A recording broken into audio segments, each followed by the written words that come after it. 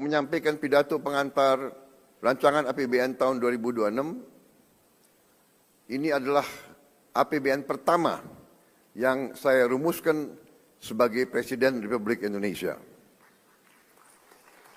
Arsitektur APBN 2026 adalah implementasi dari visi dan misi saya bersama Saudara Wakil Presiden yang diarahkan untuk mewujudkan Indonesia yang tangguh, mandiri, dan sejahtera.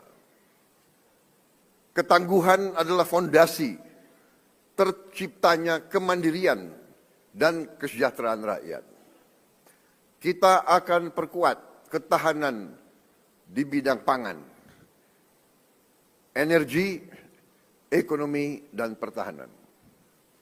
Sumber daya alam harus dikelola demi rakyat, bukan demi segelintir kelompok manusia Indonesia.